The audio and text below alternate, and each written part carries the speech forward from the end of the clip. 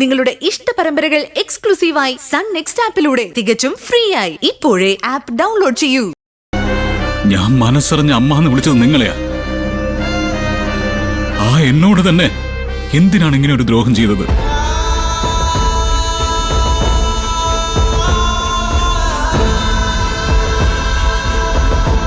ഏത് കാര്യത്തിനും ഞാൻ ഓടി വന്നിട്ടുള്ളത് അമ്മയുടെ അടുത്തേക്കല്ലേ? എന്തിനും അഭിപ്രായം ചോദിച്ചിട്ടുള്ളത് അമ്മയോടല്ലേ? ആഗ്രഹങ്ങൾ പറഞ്ഞിട്ടുള്ളത് അമ്മയോടല്ലേ? എന്നിട്ടും എന്തിനാ എന്നോട് ഈ ചതി ചെയ്തത്? എടുത്തുകൊണ്ട് നടന്ന് വളർത്തിയ മകനായതുകൊണ്ട് എല്ലാം ഞാനങ്ങ് സഹിച്ചോളൂ എന്ന് കരുതിയോ?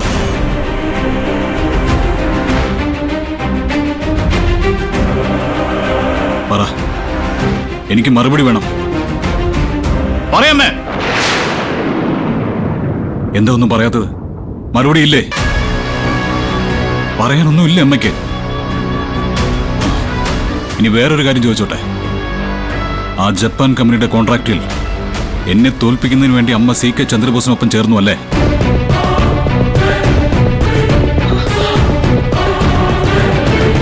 തകരാൻ പോകുന്നത് ഞാനാണെന്ന് അറിഞ്ഞിട്ടും തോൽക്കാൻ പോകുന്നത് അമ്മ എന്ന് വിളിച്ച് ഈ മകനാണെന്ന് ഉറപ്പുണ്ടായിട്ടും ഇങ്ങനെയൊക്കെ ചെയ്യാൻ എങ്ങനെ തോന്നി അമ്മ? അമ്മയ്ക്ക് സ്വന്തം കുടുംബത്തെക്കാൾ വലുത് അമ്മയുടെ പകയാണല്ലേ? ഇല്ല ഗൗതം, ഞാൻ ഇപ്പോഴും പറയും, എന്റെ ജീവിതത്തിൽ ഞാൻ എന്തെങ്കിലും ചെയ്തിട്ടുണ്ടെങ്കിൽ അത് ഈ കുടുംബത്തിന്റെ നന്മയ്ക്ക് വേണ്ടിയാണ്, നിനക്ക് വേണ്ടിയാണ്. നിന്റെ അന്തസ്സിന് യോജിച്ച ഒരു ജീവിതം നിനക്ക് കിട്ടുന്നതിന് വേണ്ടി മാത്രമാണ് ഞാൻ ഇതൊക്കെ ചെയ്തത്. എന്റെ അന്തസ് എന്താണ്, എന്റെ നിലവാരം എന്താണ്, എന്റെ നന്മ എന്താണെന്ന് എനിക്ക് നല്ല ബോധ്യമുണ്ട്. അതുപോലും അമ്മയ്ക്ക് അറിയില്ല അല്ലേ? അതോ അറിയാത്തതായി അഭിനയിക്കുകയാണോ? വസു തെറ്റ് ചെയ്യുമെന്ന് എനിക്ക് നേരത്തെ തന്നെ അറിയാം. പക്ഷെ ശത്രുക്കളെ പോലും കൂട്ടുപിടിച്ചുകൊണ്ട് ഇങ്ങനൊരു ചതി ചെയ്യുന്നു ഞാൻ തീരെ പ്രതീക്ഷിച്ചില്ല. നീ എന്താ കരുതിയത്? ആ CKസിയെ കൂട്ടുപിടിച്ച് പ്രണവിനെ പറ്റിച്ച് ശിവാനി ഈ വീട്ടിലേക്ക് കൊണ്ടുവന്ന അതോടെ നിധി അങ്ങ് പുറത്താകുമെന്നാണോ? ഈ ജന്മത്ത് നടക്കാൻ പോകുന്നില്ല വസു. അത് ജീവിതത്തിൽ ഇന്നോളം നിന്നോടൊരു വാക്കുപോലും ഞാൻ എതിർത്ത് സംസാരിച്ചിട്ടില്ല. പക്ഷേ വസു, നീ കാണിച്ചു കൂട്ടിയതൊക്കെ ക്ഷമിക്കാവുന്നതിൽ അപ്പുറമായിപ്പോയി. നിധിയെ ഒഴിവാക്കുന്നതിന് വേണ്ടി നീ നമ്മുടെ പ്രണവിനെ കൊണ്ടുപോയി ബലി കൊടുത്തു അല്ലേ? മതി, നിർത്ത്.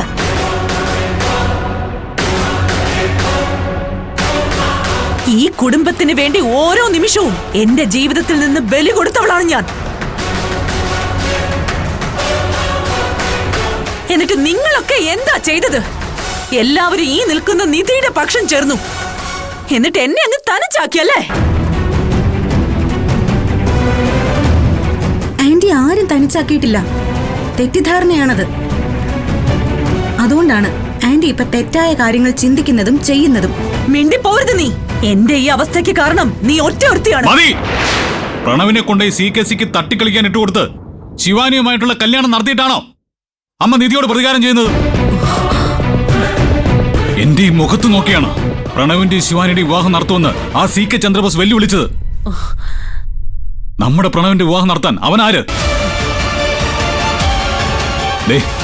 അമ്മയോട് മര്യാദയ്ക്ക് ഞാൻ പറയുക, ആ കല്യാണം നിർത്താൻ പറ്റൂല്ലയോ? പറ.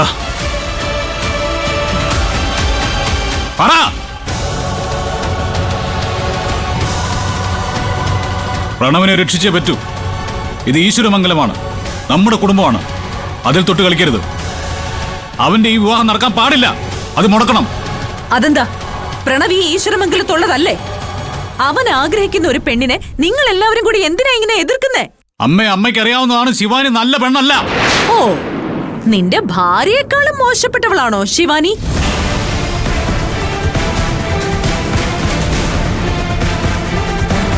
എല്ലാവരും നിധിയുടെ പക്ഷം നിൽക്കുമ്പോ എനിക്കും ആരെങ്കിലും ഒക്കെ വേണമല്ലോ. അതിന് തന്നെയാണ് ഞാൻ ശിവാനിയെ ഇവിടേക്ക് കൊണ്ടുവരുന്നത്.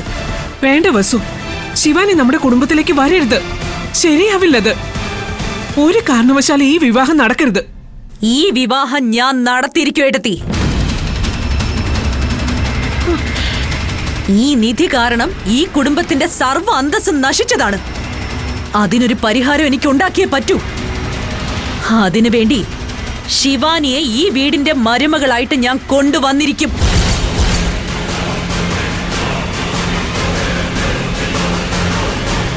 ഞാൻ വീണ്ടും പറയുന്നു, എന്റെ പെറ്റമ്മയേക്കാൾ കൂടുതൽ ഞാൻ അമ്മയെന്ന് വിളിച്ചത് നിങ്ങളെ. അമ്മയെന്ന് ഞാൻ വിളിക്കുമ്പോ അമ്മ എന്ന സ്ഥാനം മാത്രമായിരുന്നല്ലോ എന്റെ മനസ്സിൽ. ഒരു ദൈവമായിട്ടാണ് ഞാൻ കണ്ടത്. പക്ഷെ ആ നിങ്ങൾ തന്നെ എന്റെ കഴുത്തറക്കുന്നു ഞാൻ കരുതിയില്ല.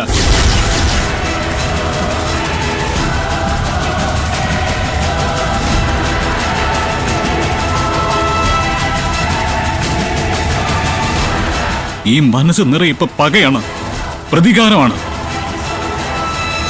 ഇവ രണ്ടും കാരണം ഒരു അന്ധയായി പോയിരിക്കുന്നു നിങ്ങളിപ്പോ. ഗൗതം, ഇനി ഈ മനസ്സിൽ നിന്ന് ഞാനൊരു അനുകമ്പയോ ദയോ പ്രതീക്ഷിക്കുന്നില്ല, നന്മയും പ്രതീക്ഷിക്കുന്നില്ല. പക്ഷെ ഒന്ന് ഞാൻ തീർത്തു പറയാം, നാളെ ശിവാനിയുടെ കഴുത്തിൽ പ്രണവ് താലി കെട്ടിയാൽ പിന്നെ ഞാൻ നിങ്ങളുടെ മകനല്ല.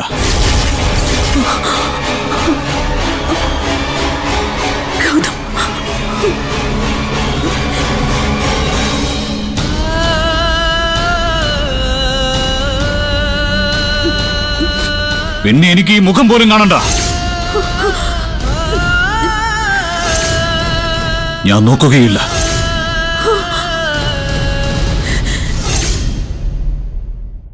ഓർത്തോ?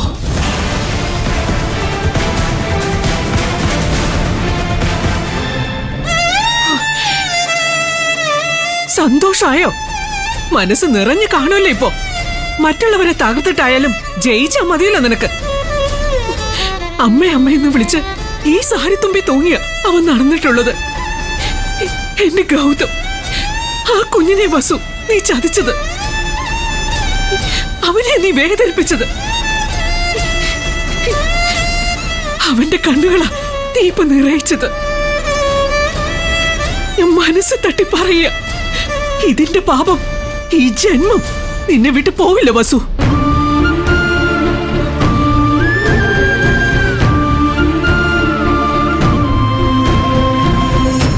നിനക്ക് നിധി ഇഷ്ടമല്ലെന്ന് പറയാൻ നിന്റേതായ കുറേ കാരണങ്ങൾ കാണും. പക്ഷേ ആ ശിവാനിയെ ഇഷ്ടപ്പെടാനുള്ള ഒരു ഗുണമെങ്കിലും പറയാൻ പറ്റുമോ വസു നിനക്ക്? എന്നും എല്ലാവരുടെയും മുന്നിൽ ജയിച്ച് തലയുയർത്തി മാത്രം നിന്നിട്ടുള്ളവളാണ് നീ. പക്ഷേ ഇന്ന് നിനക്കോടെ വായി തുറക്കാൻ പറ്റാത്ത ഗതികേടിലായെങ്കിൽ അതിന് കാരണക്കാരി നീ മാത്രമാണ് വസു.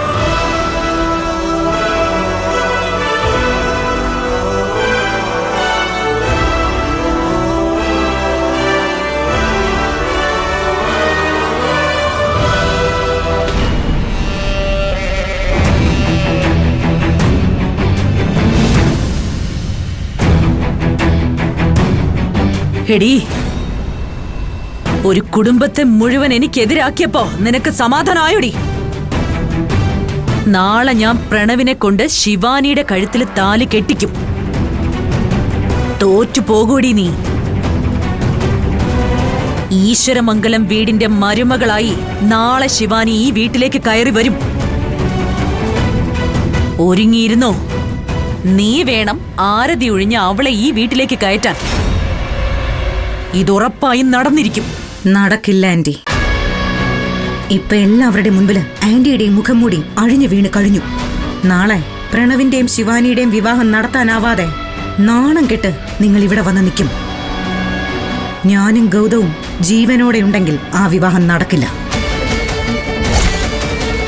പ്രണവിനെ തനിച്ച് തന്നെ ഈ വീട്ടിലോട്ട് തിരിച്ചു കൊണ്ടുവരും. ഒരു പക്ഷേ നിന്റെ ഈ വെല്ലുവിളി നടന്നില്ലെങ്കിലോ? പ്രണവിന്റെയും ശിവാനിയുടെയും വിവാഹം നടന്നാൽ നീ വേണം ശിവാനിയെ ആരതി ഒഴിഞ്ഞ് ഈ വീട്ടിലേക്ക് കയറ്റാൻ. എന്താ, ഈ വെല്ലുവിളി ഏറ്റെടുക്കാൻ നീ തയ്യാറാണോ?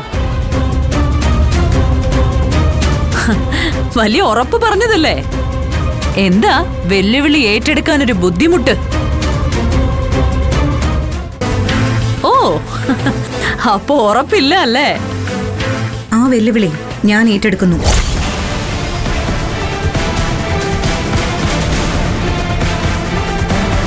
പ്രണവ് ശിവാനിയുടെ കഴുത്തിൽ താലി കെട്ടിയാൽ, അവരുടെ വിവാഹം നടന്നാൽ അതിനുശേഷം പ്രണവും ശിവാനിയും ഒരുമിച്ച് ഈ ഈശ്വരമംഗലം വീടിന്റെ മുറ്റത്ത് വന്നാൽ അവരെ ആരതി ഒഴിഞ്ഞ് ഞാൻ ഈ വീട്ടിലേക്ക് കയറ്റും.